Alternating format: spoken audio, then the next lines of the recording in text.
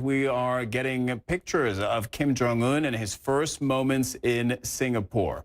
The North Korean leader arrived via plane on an Air China flight that we saw land at Singapore airport moments ago. We also saw a tweet from the Singapore foreign minister welcoming Kim Jong-un. So we now have confirmation that the North Korean leader is on Singapore soil. Of course, all of this is a day and a half ahead of his planned historic meeting with the U.S. President Donald Trump. They're watching live pictures right now. It's middle of the afternoon local time in Singapore, 3:39 p.m. Mr. Trump, as we speak, is in the air, scheduled to arrive in a few hours. Kim Jong-un, the North Korean leader, is, for his part, on his way, we believe, to his hotel. We know that he's going to be meeting with the Singapore Prime Minister. The Singapore Prime Minister will also be meeting with the U.S. President, but that will occur on Monday, so a day before the meeting. And remember, this is happening in Singapore because Singapore actually has diplomatic relations with both countries. Let's go to Paula Hancox, our South Korea correspondent in Singapore for the summit. Paula, what do we know at this stage? Well, Cyril, what we're seeing here is clearly that convoy that was leaving from the airport, arriving at the St. Regis Hotel. This is where Kim Jong-un was reportedly going to stay, and it would appear as though that's the case if he is in fact in that motorcade. Now, clearly, you can see the sheer number of reporters that have been camped out there for some time. You could also see there as the convoy was driving slowly into the hotel, the bodyguards running alongside. By the side of a couple of those cars. Now, clearly, we saw that in the DMZ as well when Kim Jong-un was coming to meet the South Korean President, Moon Jae-in, just in April. Now, we don't know for sure whether that is Kim Jong-un, but the very fact that you have those bodyguards once again running alongside the car would suggest that's the case. And certainly the host broadcaster is saying that this is the case. So this is in the center of Singapore, the city-state of Singapore, maybe around 10 kilometers or so from where they'll actually be meeting on Tuesday morning, the North Korean leader and the U.S. President Donald Trump. They're meeting 9 a.m. Tuesday morning. But at this point, we have heard confirmation, as you say, from the foreign minister. He tweeted a photo meeting Kim Jong-un at the airport. It appeared to be just at the steps of the aeroplane. A very smiley Kim Jong-un, a very smiley foreign minister. Clearly, this is a big moment for Singapore as well, hosting such an historic summit. Cyril? Yeah, Paula, I'm glad you said that. I do think it's important to remind to viewers that they are witnessing history in the making, and notwithstanding the outcome of the summit, we don't know how that will end up. We don't know what will be said between Mr. Trump and Kim Jong-un. Nonetheless, the very fact that a U.S. president and a North Korean leader are going to be meeting, that in itself is historic. So you are watching pictures, footage shot just moments ago of Singapore city center, as Paula Hancox was telling you. Paula, when is Donald Trump arriving? He should be arriving within several hours. We know that he's in the air right now. We know he's already had his refueling stop in Crete, and he's on his way. Now, we're expecting early evening time for the U.S. president for the meeting as well with the Singapore Prime Minister Lee Hsien-loong. Obviously important to have that protocol as well. The North Korean leader Kim Jong-un will be meeting with him today. It's Sunday afternoon at this point, so that meeting will go ahead. The Singaporean Prime Minister meeting with Mr. Trump on Monday.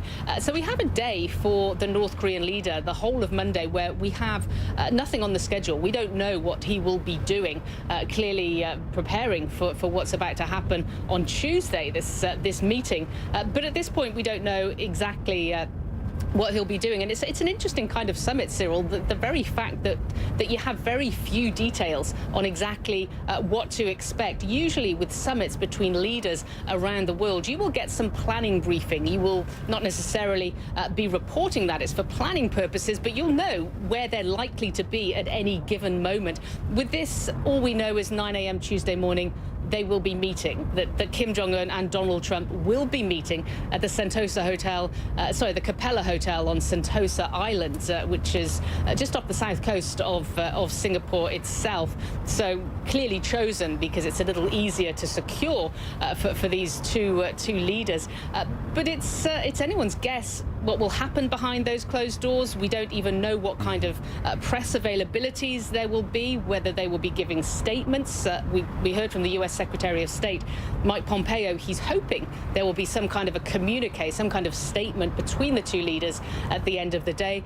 But even he said it really depends on what happens, effectively on how they get on, if they want to have something to say, or if they even have something to say by the end of the day. Cyril?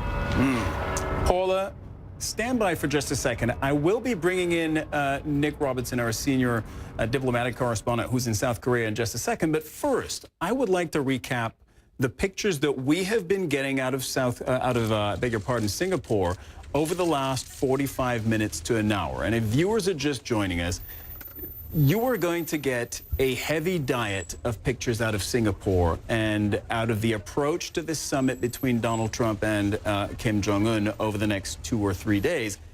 They have started to come into us. So first, let's look at the plane that landed about an hour ago now, maybe a little less than that, at Singapore Airport. This is an Air China plane. We believe this was the plane that was carrying the North Korean leader, Kim Jong-un. Everything you're seeing here is, if not unprecedented, absolutely unusual. North Korean leader Kim Jong-un there, we have reason to believe, was in that plane arriving in Singapore. Moments later, we saw a motorcade leave the Singapore airport.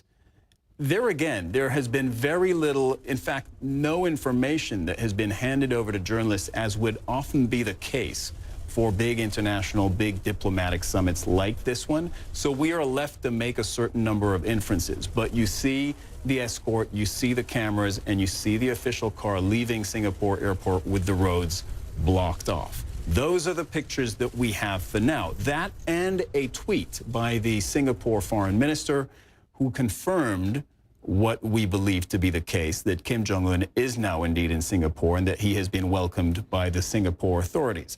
Next, we go to Nick Robertson, who's standing by in South Korea. And Nick, I asked you this in the run-up to the meeting. Have you ever covered a meeting that has been, or a summit that has been potentially this important, and yet about which you had so little information?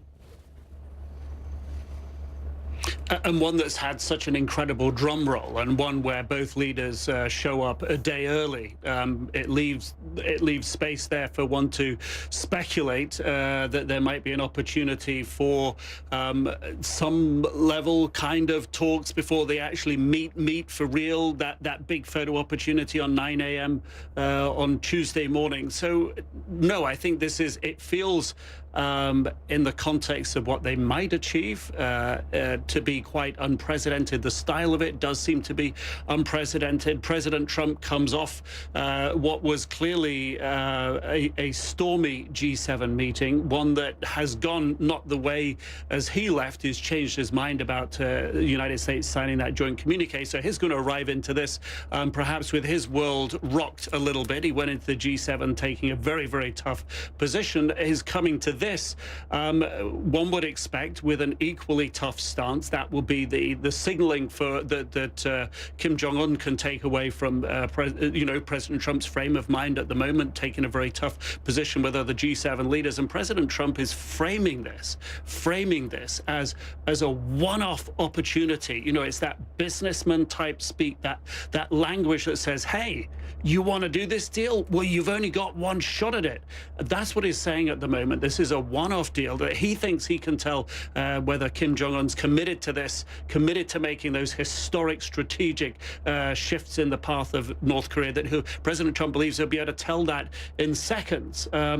What do we take away from his ability to read the room at the G7? He complained that Prime Minister Trudeau of Canada was in fact meek and humble, but then spoke up and was much stronger and more critical of the United States later.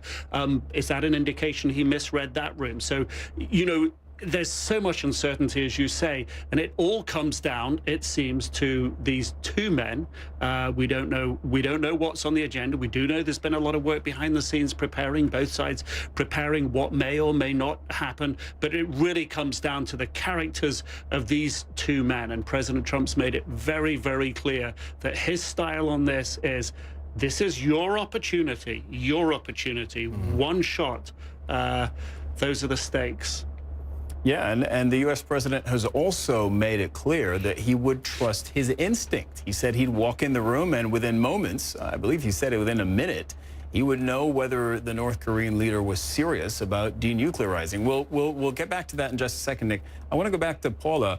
Paula, remind us why this is all happening in Singapore.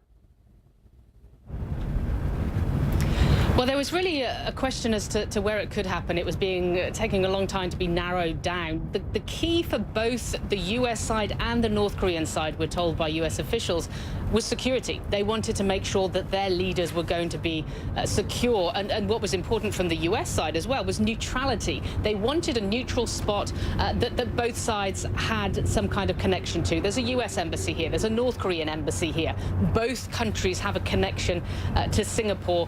And of course, as we heard from the U.S. President Donald Trump, at one point he really favored the DMZ, and it was just after the South Korean President Moon Jae-in had that summit with Kim Jong-un and stepped over the MDL, the military demarcation line, into North Korea. They stepped back. It was picture perfect, and the U.S. President said he wanted that. Maybe he did want to go to the DMZ, but the Trump administration officials were very much against that. They thought that would be showing that he is showing deference to Kim Jong-un, that he is going to the turf of the North Korean leader. And certainly you would expect that would be how it would be played to the North Korean people as well, that one of the most powerful men in the world coming to North Korea to pay deference. So really, Singapore was a neutral spot, a secure spot that both sides were comfortable with.